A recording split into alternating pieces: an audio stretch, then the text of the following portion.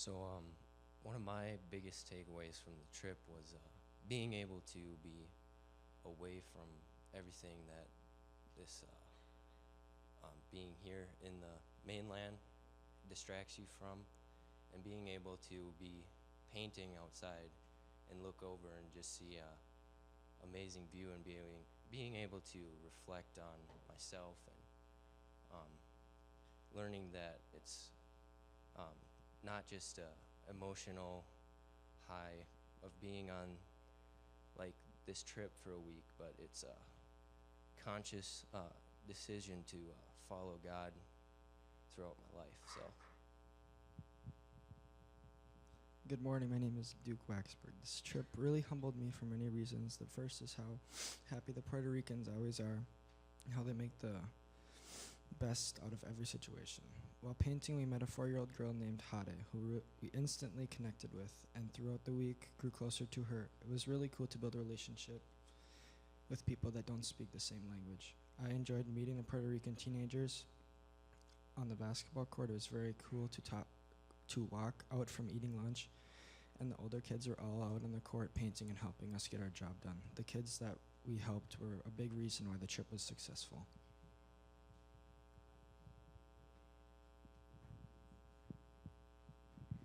On our work site, the communication was a little bit more difficult than we all had imagined. No one knew English either enough to hold a conversation or even just a simple hello. Even though the communication proved to be difficult than we all had hoped, we were still able to bond and understand what we were supposed to do. We ended up adoring the 4-year-old girl named Hade, who spoke no English and who also ended up adoring us.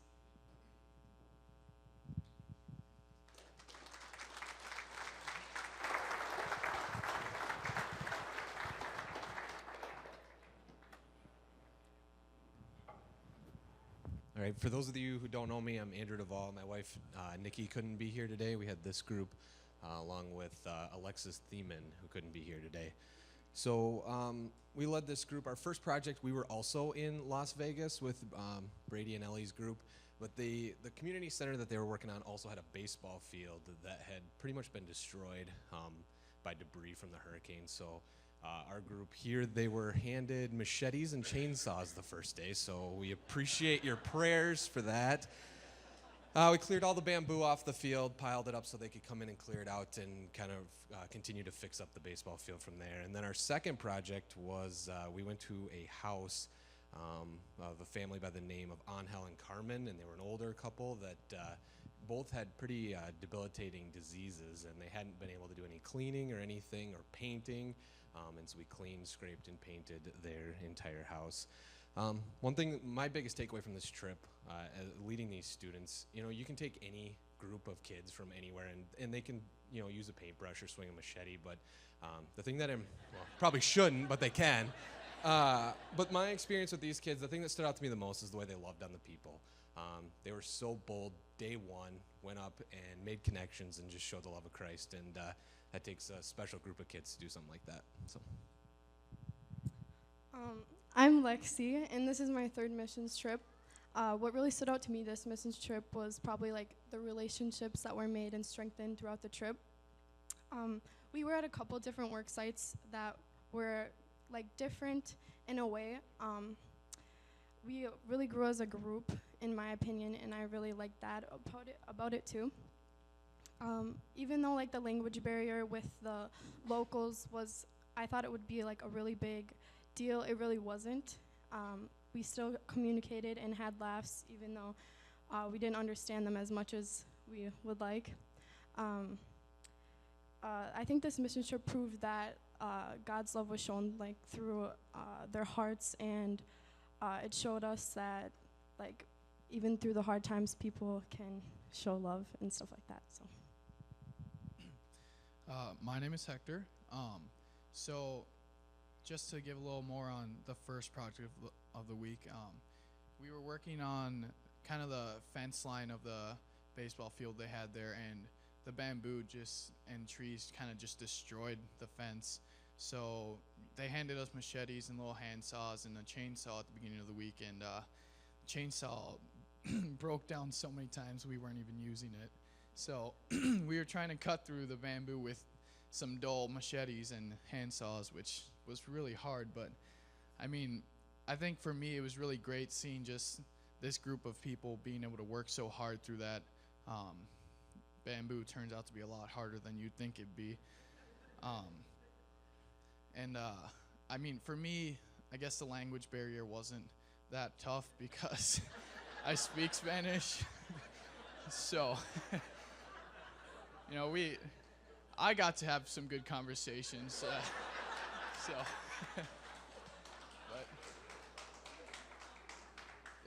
But it was really cool. While we were working, we had a local there. Actually, I think it was his sister or cousin, his cousin that was like kind of the leader of the community center there. But he was there helping us, and he was just climbing up in the bamboo trees and cutting stuff down and hacking away the bamboo with us. And I got to talking with him, and we were just laughing and joking around with him. And he actually added me on Facebook, which was pretty cool. But it was really great being able to see like my team work so hard to be able to finish that project. And we actually got done early Tuesday before lunch, and kind of helped out with whatever was left at the community center. And it was just also just being like one of the older students and just being able to like bond with the younger kids. I was the only senior in my group, so really being able to connect with the younger students in the youth group was really kind of a great situation for me. Especially because when I was younger, I remember looking up to all the senior guys, and now being back in that position myself, it was really cool just being able to give back. So thank you guys. I'm Elena Steele. I will be a junior this fall. On our trip, one moment that impacted me was when Andrew, JJ, and I helped bring a futon to our cook's new home, and everyone called her Big Mama. We had completed our project, so they asked us to help her. On our drive to pick up the futon, she explained her experience during the hurricane and how it affected her. A tree had torn through her home and had taken everything out of it, so she lost everything. But yet through that, she remained hopeful and faithful to God, and she continued to believe that He would provide, and He did. Hearing her story put my heart in perspective. Even if a difficult situation in life arises, continue to be hopeful and faithful that God will bring good from it. She now has a new home and is slowly rebuilding. Hi, my name is JJ Preston, and I will be a junior this year. During the week at Puerto Rico, we had the pleasure of painting the basketball court of the Las Vegas community. While we were painting, around 20 of the community kids helped us paint, so we finished in one day. I just thought it was amazing to see how God can bring people together from different backgrounds and cultures and not even being able to speak the same language to accomplish a common goal.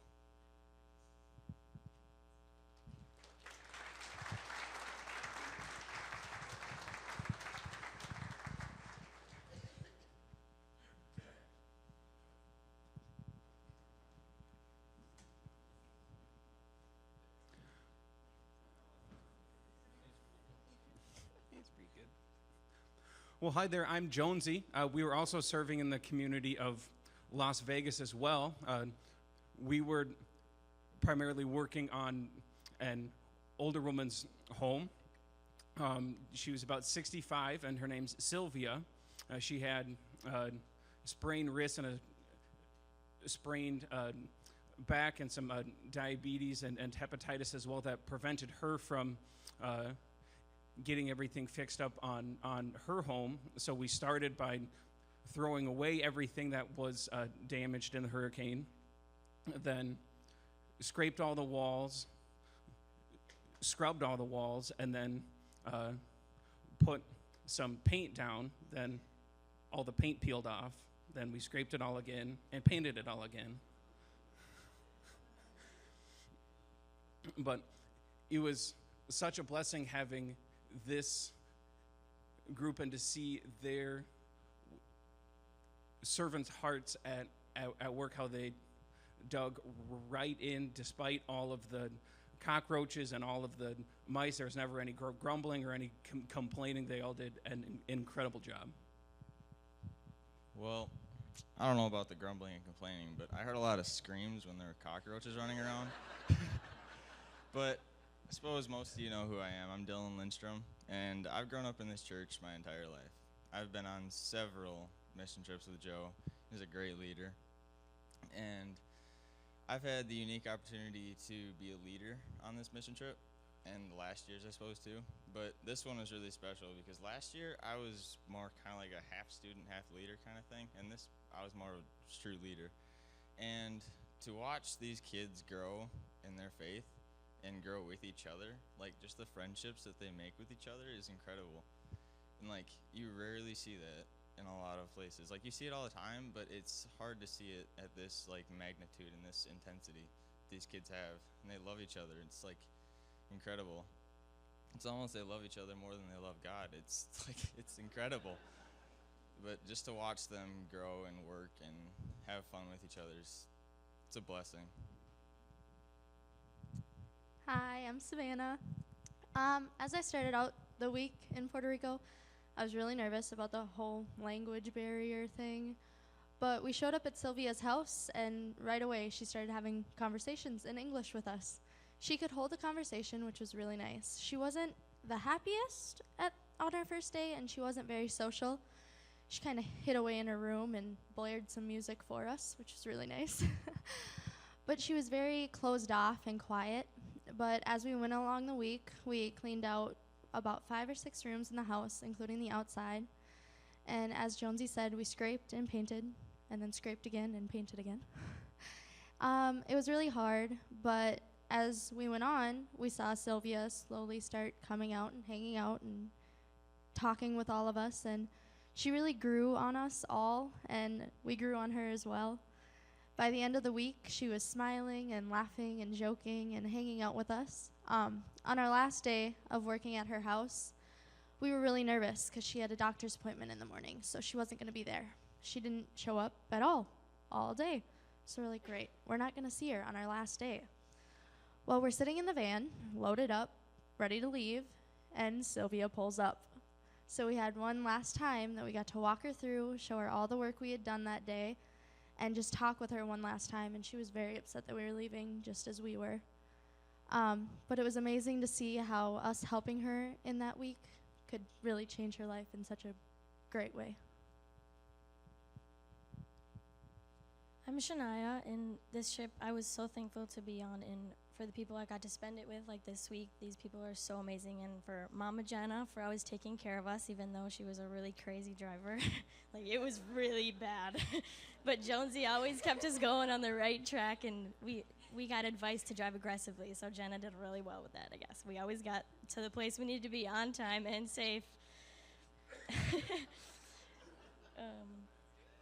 So our group, we worked in this house all week, and I was super thankful to be part of the group that got to be in one spot all week because all of the other groups had to move around. So it was really nice to be in one place and build that relationship with Sylvia and these people just through one construction work. So we didn't have the best conditions. We dealt with the cockroaches and the mice, and it was really, like, first being there, it was like those pictures right there. It was really crazy to see how someone can live in that, and it was just really great to, as we slowly got the house cleaner and we're building our relationship with Sylvia, and I think it was like the middle of the week or towards the end we got there, and on the wall we hadn't painted yet. She had took the paint and wrote like, "Thanks guys, like it's so lovely," and like that was super cool to see how she was like finally coming out of her shell, like Savannah said, and how like thankful she was, and to see her, and it was cool to see how Sylvia's mood changed throughout the week as her living conditions got better. And it was amazing to see the work God was doing in our lives, and as we cleaned and painted her whole house. And I just want to thank you, Joe, and all of you guys for making these trips possible, and all the mission trips I've been on here with Joe. It's been amazing. Hi, I'm Brianna. During the week, we had worship at the stadium, and there was 2 messages that stuck out to me, and those 2 messages were forgiving and trusting, and they stuck out to me because I struggle to forgive and trust people. I also struggle to trust God sometimes, but during this trip, it helped me to overcome these struggles, and I am currently trying to trust God more with my life and how things are going. All right, I'm Caitlin, and during this trip, as Jonesy has said, we had to paint the walls and scrape all the paint off, only to find out that there's a layer of like wallpaper underneath of it that like literally just peeled right after we painted it. So it was kind of a cool and unique lesson that I got from that after like peeling all of the paint off. It was kind of, we peeled off like 12 layers of paint because I just paint like these houses like crazy. And so it kind of stuck out to me that in order to have like a good foundation, we need to peel off the other layers of our life and the gunk that's keeping us from God, and just have open hearts and just lay it right on your heart. And another thing that was really cool this week is how our group and I got really close with Sylvia and how close we grew with each other. We had many days of jam sessions on the way back and finding the steepest road that we can to go down. And yeah, that was pretty fun with Jenna's driving. But yeah, it was just really cool how from the beginning of the week where Sylvia just was really shy and just she didn't really have the best attitude about things. And it was great to see how God was working through our lives to get to her, and how her heart kind of changed through the week, and how she was able to open up and be a little bit more positive about things. Hi, I'm Jenna Steele. A couple of my kids go to youth group here. Joe's asked me to be on a couple of other mission trips, so I am designated driver typically. And I should probably mention that they all are here, so we're good. In my defense, when we got there, they did say that when you're in Puerto Rico, you have to drive aggressively. So I was like, okay, I'll take that to heart, and I did. So, but we're okay. I do want to share a little bit about these guys. You have an amazing group of kids right here. These guys are all totally amazing, and I've enjoyed every minute of my trip. I'm so thankful that Joe gave me this opportunity. Working with Jonesy is like my brother. We get along great. Dylan, he is an amazing helper. He is a great encourager. Whenever I was feeling down about how many cockroaches we saw or whatever, how many layers we had to scrape off, he's like, yeah, we got this, we can do this. He just kept encouraging everybody in the group. Savannah, always a smile on her face and just always super positive. Shania, always my little go-getter, going after it. She's just bright sunshine. And Brianna, just another one of those peaceful people that you can have around and that just brings joy to your heart. And Caitlin as well, another little hard worker right there beside Dylan, scraping every layer off. I do want to say that I am privileged and honored to be someone that was able to be with these guys. I do want to share a text that Sylvia sent me. It just shows that, like they said, she was kind of cool to us in the beginning, but she warmed right up and was very grateful and gracious, and the love of God showed through her. She says, now I understand what God wanted for me. I waited months for people to come help me, and they never came. You know why? Because God, he wanted something better for me. He wanted to send me angels, people with big, beautiful, transparent hearts, my lovely guys. Thanks, Jenna, all of you. Things happen in God's time. Appreciate and love you forever, Sylvia.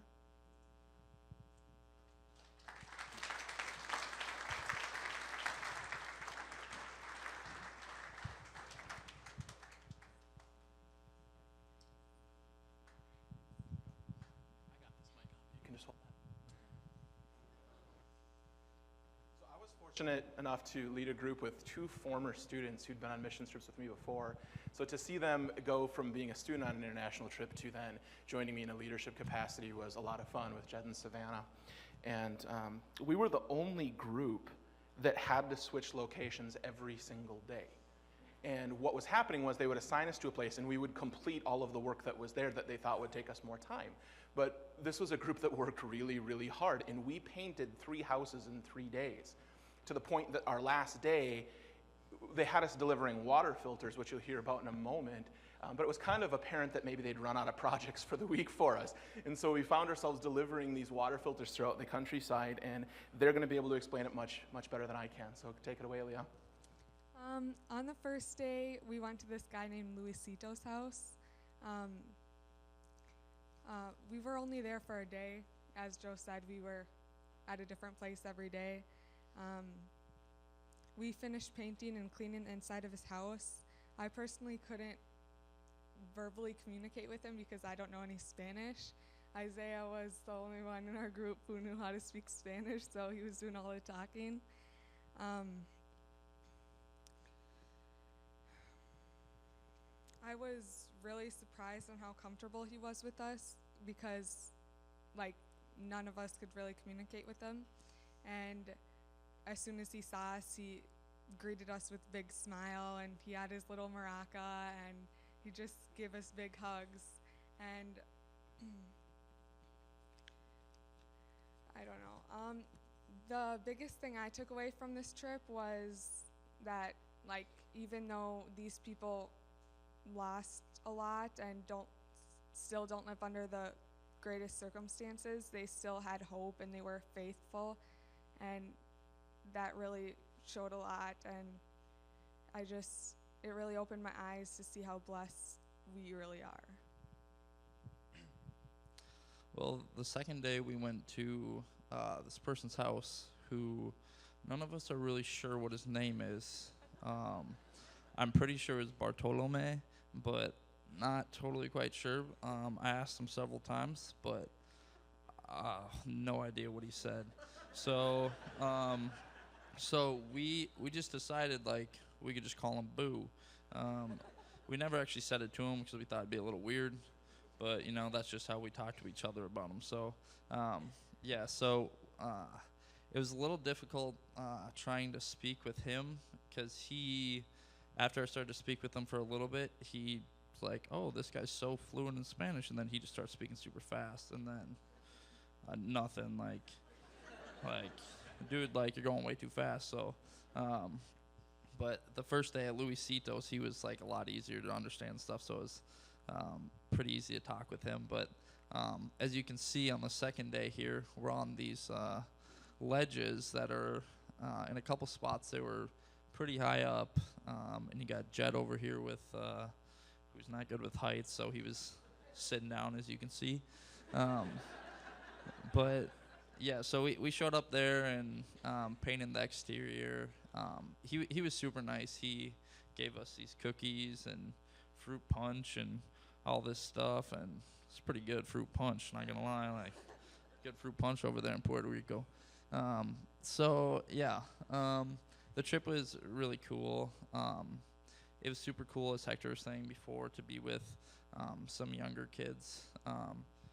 The 3 girls are going to be juniors next year, so it was super cool to be with them. And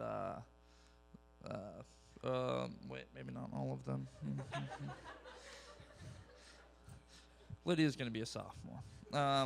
Anyway, they're all younger, and and it was super cool to be with them and just, like, see how they grew. And just I don't really know any of them that well until the trip, so it was super cool to be with them and learn more about God with everyone. So my name is Belle Helseth. My dad came on the trip. I'm 16, going to be a junior this year. This was my 4th missions trip. So day 3, different project. We went to Sylvia's house, like the other group did before. They were painting the inside while we painted the outside. Since, like, as they said, they had to scrape off and repaint and scrape off and repaint. So they didn't think they could get quite all of it done. So they sent us to help them paint the exterior. And while we were at it, we realized the back was full of weeds and it was full of, like, bamboo and trees. So Isaiah and Jed took back the very rusty machetes and cut them down. And then we saw that the ledge area where we could put a ladder was cracked, so we didn't even have a ladder. It was about 30 feet in the back up, so we were using broomsticks with, like, the rollers to paint all the way up. We also we painted, like, the very top rim of the house all the way around. We painted it, like, this different tan color, and then we also painted inside, like, their porch area. what I took most out of this missions trip was that through all the hard times and through all of the difficult situations that we were put in, but also that the people of Puerto Rico have been put through, that God has us and that we can trust in him and be hopeful. Hi, I'm Lydia, and on our fourth work day, we delivered water filters to Puerto Ricans in the mountains of Cayey, and the city workers led us up and down the mountains, and we would stop and carry the water filters to houses. As we would stop, the residents would offer us snacks and gifts, and they were so sweet, and God really opened my eyes to see how kind and welcoming the people were. They all felt so comfortable talking to us, and they were so appreciative, even though they had never met us before. And it was really amazing how much we were able to interact with them, even though we did speak a different language, and it was truly a blessing to serve the Lord with such an amazing group of people. So our group went and jumped around a lot, but it's amazing how our group worked really hard, and we didn't complain. We just all of us laughing together, enjoying each other's company, and it was just really glad to see that. And with the Puerto Ricans, like Lydia was saying, they're so kind and so open to us, and Jesus says be humble and kind, and they exactly represented that, and we were able to see that and grow from that. I just want to thank an individual that really has done a lot for this trip, that being Joe Gatsky. He's just been a really great leader and friend to all of the people on this trip, and just really means a lot to have him and just be a part of this group. And just thank you, Joe.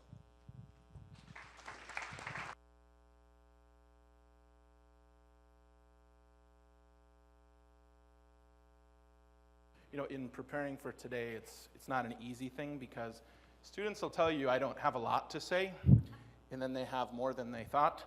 But then sometimes they think they have a lot, and then they don't have a whole lot to say, and I just encourage them to make the effort. So I had a message, and then I made a very abbreviated message, and then I came prepared to realize I might not share anything at all.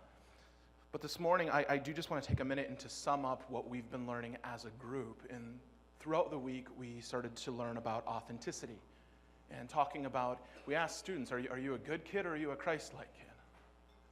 Are you the real deal? Is your faith sincere? Is it genuine? Is it authentic? Or is it just an imitation of what you think it's supposed to look like? And if you've got a Bible, I'm going to just be reading from Mark chapter 11, a few verses.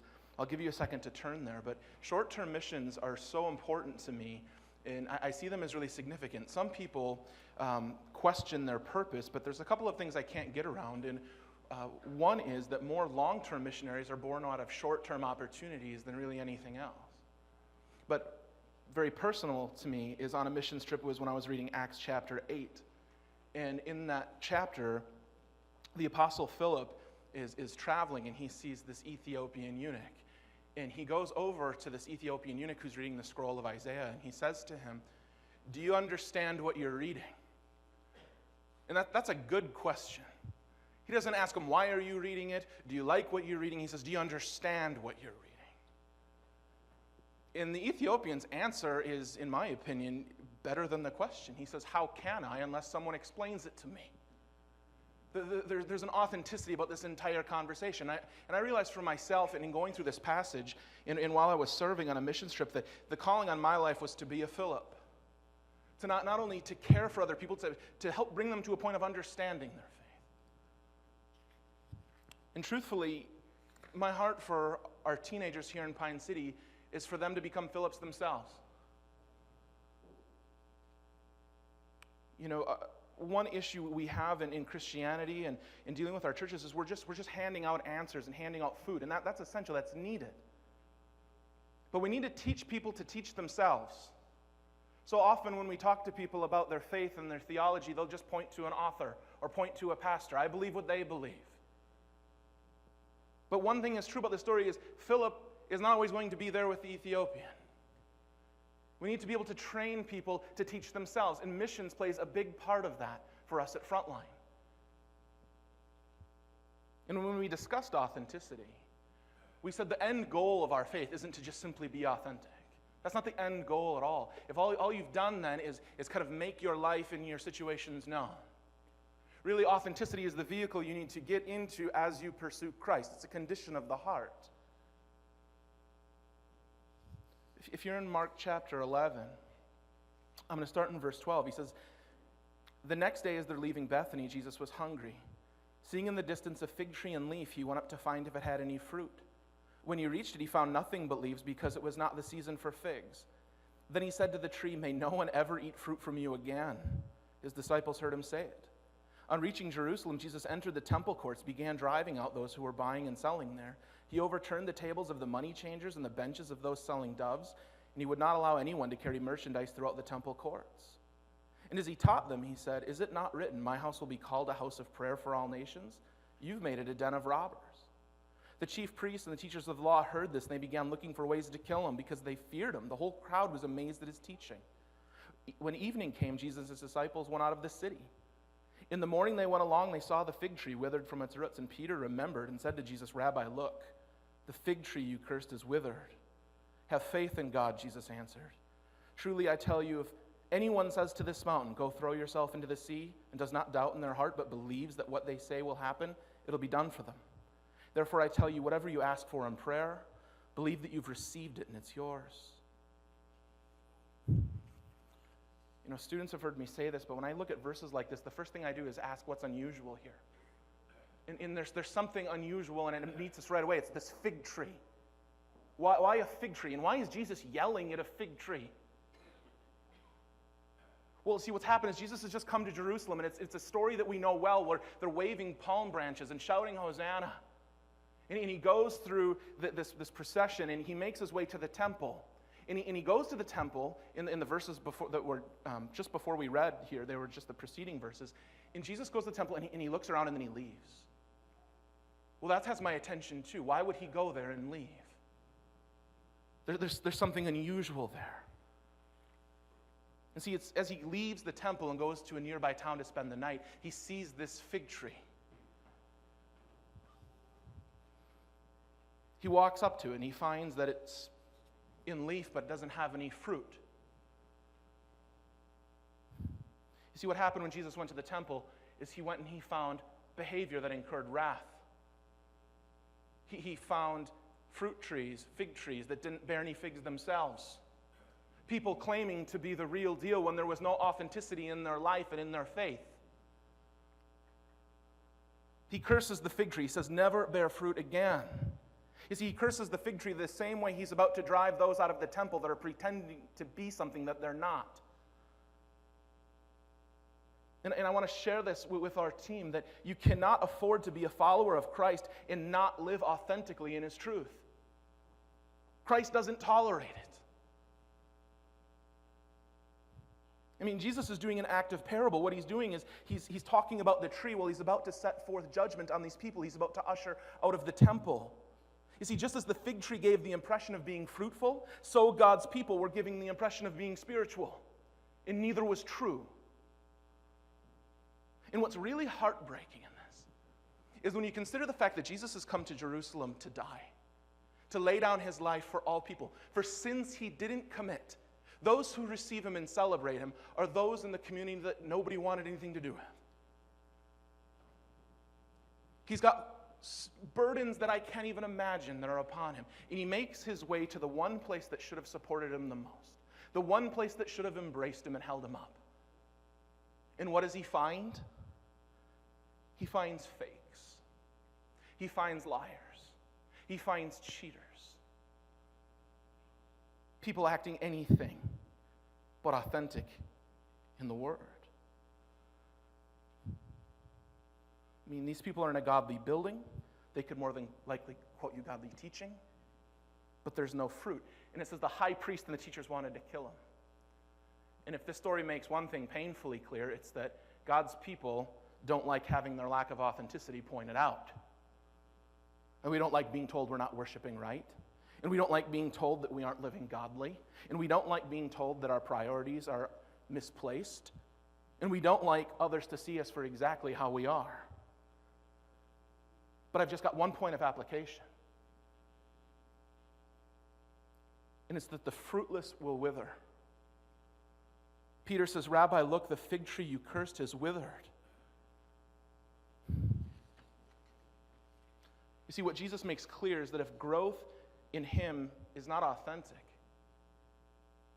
it won't last. You see, how we respond to that truth, how we respond to the call for authenticity in our faith, is a direct reflection of who we are. Students talked all week long, especially the last few days, about not wanting this just to be an emotional experience, about not wanting this to just be something that they forget about in the next few months, about where they were in their hearts in relationship to Christ. But I need to tell these students that authenticity in your faith is much more than how you feel in a given moment or two.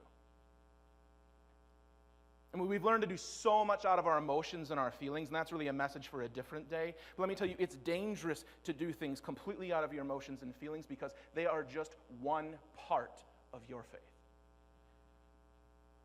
I mean, is your faith only as strong as your feelings formed on a weekend retreat? Or is your faith only as high or as foundational as your summer mission trips, mountaintop experience? Please don't tell me that your faith is solely dependent upon your mood. And I feel compelled to share this. And I'm going to close with this. Jesus has not cursed you the way that he cursed the fig tree. In contrast to popular sermon illustrations, he's not overturning the tables of your heart. You see, what Jesus did is he came to die for you that you no longer have to wither. Have faith in God, he says. Tell any of you, go throw yourself into the sea. And if you don't doubt in your heart, but believe what will happen, what you say will happen, it'll be done for you. Whatever you ask for in prayer, you'll receive it. You see, authentic faith believes that not only will Jesus give us what we ask, but it actually believes we've already received it. Jesus says, live boldly in my truth. He tells you hope with expectancy. You know, my sincere hope for this missions team is that you learned a similar lesson to that of Philip. Do you understand what you're reading? How can I unless someone explains it to me? You see, never lose passion to help others understand the story of Jesus Christ. The fruitless will indeed wither, but the fruitful, the authentic, are truly the joy of Christ. Let's pray. Lord Jesus, thank you so much for this Sunday morning. Thank you for the opportunity to sing together and to worship through song. Lord, thank you for the opportunity to give and to worship through giving through our hearts. Lord, thank you for the testimonies, the experiences that were shared. Lord, thank you so much for a church family that supported this, or that this was a church family that was a part of it. They gave financially to support. They prayerfully supported. They sent along items to enable us. Lord, truly, this was a trip that represented our entire church rather than just a select few students and leaders. Lord, may we go forward this morning considering the authenticity in our faith. Lord, that you've called us to a point of sincerity before you. And it's really only then in sincerity that we can truly pursue you and apply your truth in our hearts. Father, we love you, and it's in your Son's name we pray. Amen.